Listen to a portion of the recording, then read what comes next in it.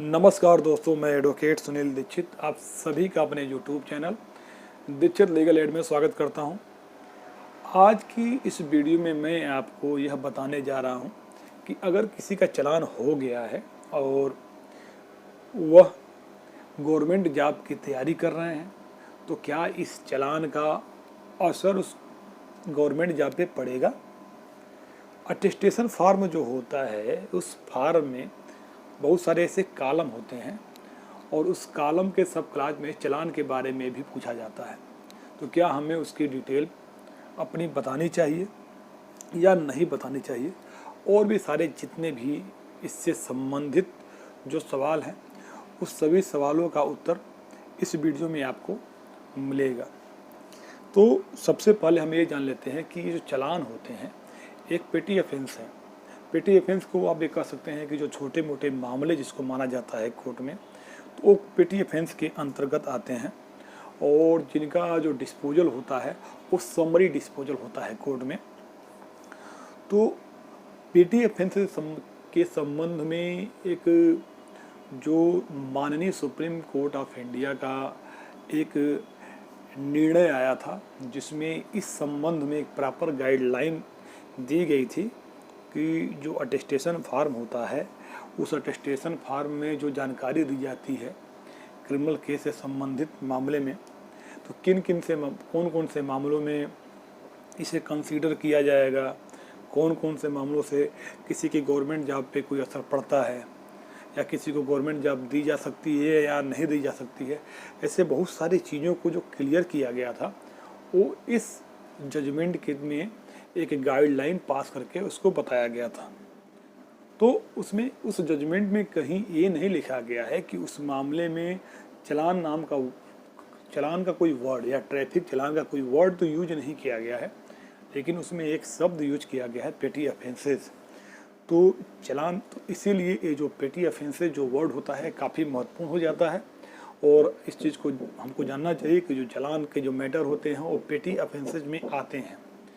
तो जो जजमेंट था माननीय सुप्रीम कोर्ट ऑफ इंडिया का जिसका टाइटल था Avtar Singh versus union of India, उसमें यह कहा गया था कि अगर किसी ने अपनी जो डिटेल है पेटी ऑफेंसेस से संबंधित अगर डिटेल कोई अगर ओपन कर दी है, डिस्क्लोज कर दिया है, तो उस डिटेल के आधार पे किसी को भी उसके पद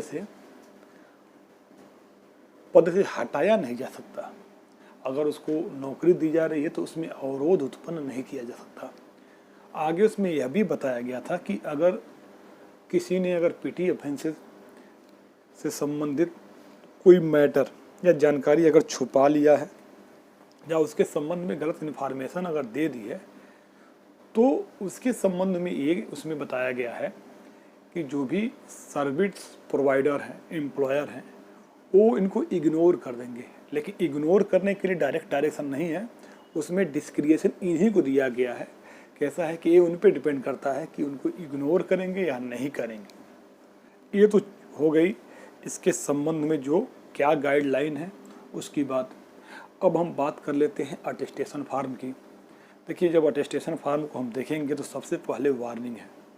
देखिए, वार्निंग में पूरा क्लियर कट लिखा हुआ है कि जो भी जानकारी आपसे मांगी जा रही है आपको प्रोवाइड करानी है।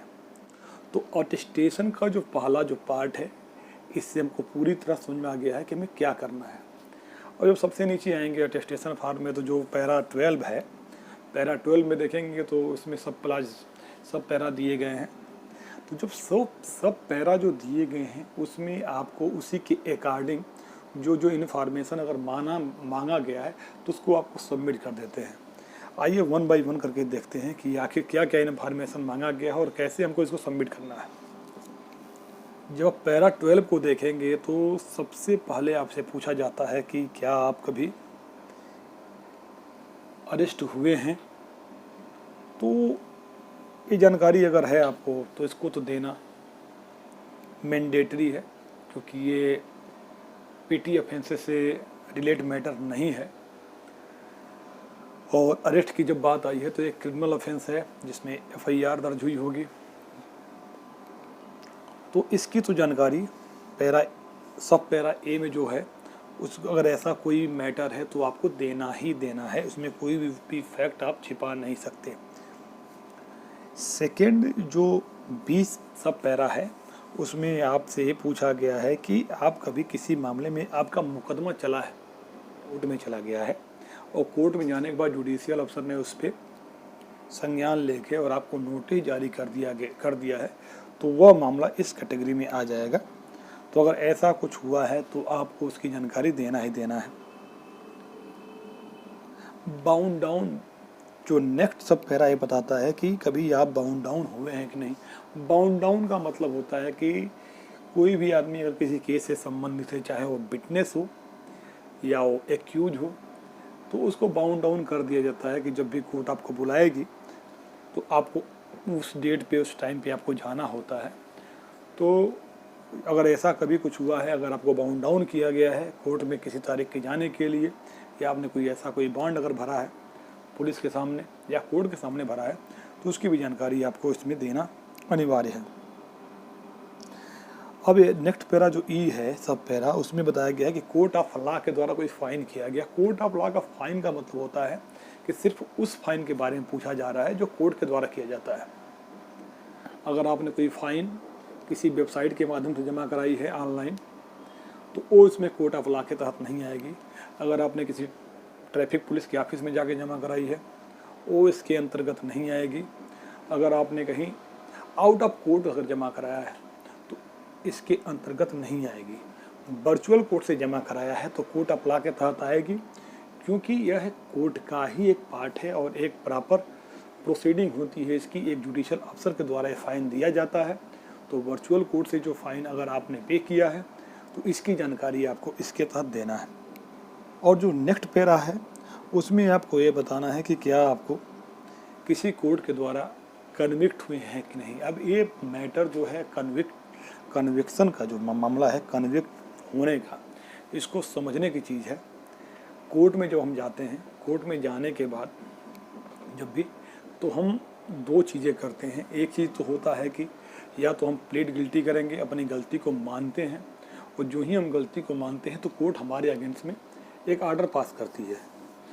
मान कर चलिए कि किसी चलान के मामले में ही कोर्ट में गए तो हम पहले प्लीड गिल्टी सेम डे में करते हैं, तो उसके बाद कोर्ट फाइन सुनाती है। वो भी फाइन जो हमारे अगेंस्ट में सुनाया जाता है वो भी कन्विक्शन का पार्ट है। कोर्ट ने अगर वार्निंग दे के हमारे फाइन को माफ़ कर दिया और हमारे फाइन को एडमोनिश कर दिया, वो भी कन्विक्शन का ही पार्ट है। तो अगर कभी कोर्ट में अगर ऐसा हुआ है तो उसकी जानकारी आप इस सब पैरे के तहत आप दे सकते हैं। अगर आपने प्रॉपर मामले को कंटेस्ट किया है और कंटेस्ट करने के बाद लास्ट में जो डिसीजन आया है उसमें आपको दो चीज़ें हो सकती हैं, या तो कन्विक्ट कर दिया गया या एक्विटल या तो बरी कर दिया जाएगा, या तो कन्विक्ट कर दिया जाएगा, यानी आपको सज़ा दी जाएगी। तो ज़रूरी नहीं है कि सज़ा का मतलब आपको जेल ही भेज दिया जाए। फ़ाइन भी एक सज़ा है, अगर फ़ाइन माफ़ कर दिया गया वो भी एक सज़ा है। तो अगर आपने चालान की डिटेल आपने बता दी है तो कहीं कोई प्रॉब्लम है ही नहीं, इसको कंसीडर ही नहीं किया जाएगा, क्योंकि एक क्लियर कट एक गाइडलाइन है। जो ये केस है Avtar Singh versus union of India का। हाँ, अगर आपने इसको छुपाया है तो इन केस अगर सर्विस प्रोवाइडर जो एम्प्लॉयर हैं अगर उन्होंने कभी आपको नोटिस कर दिया तो ये उनकी डिस्क्रिएशन है कि अगर आपका चालान जो है नॉन कंपाउंडेबल ट्रैफिक ऑफेंस है, जैसे कि रेड लाइट जंप या डेंजर ड्राइविंग जिसे हम कहते हैं, या ड्रिंकिंग ड्राइविंग जिसे हम शराब पीकर गाड़ी चलाना कहते हैं, इस तरीके के अगर ट्रैफिक वायलेशन किए जा रहे हैं और उससे संबंधित आपका मामला है, तो उस कंडीशन में अगर गवर्नमेंट जॉब जो आप लेना चाहते हैं वह किसी ड्राइवर की जॉब है या कोई जो फोर्स से संबंधित जिसमें डिसिप्लिन काफ़ी एक इम्पोर्टेंट पहलू होता है, इस तरीके की जॉब में जो एम्प्लॉयर होगा ये उसकी डिस्क्रिएशन है कि वो शायद इस तरीके की जॉब से इस तरीके का रिकॉर्ड अगर आपका आता है तो शायद उसमें आपको प्रॉब्लम हो सकती है। लेकिन इसका मतलब ये नहीं हुआ कि उस प्रॉब्लम से डर के हम अपनी इन्फॉर्मेशन को दे ही ना। इन्फॉर्मेशन तो हमको देना चाहिए। इन्फॉर्मेशन देने का ये बेनिफिट है कि कभी आपके पास जो लीगल रेमेडी जो आगे के लिए अवेलेबल है वो आपकी रहेगी, एक स्ट्रांग लीगल रेमेडी रहेगी। बट अगर आप इन्फॉर्मेशन नहीं देते हैं तो शायद आपकी जो लीगल रेमेडी है वो काफ़ी वीक हो जाएगी।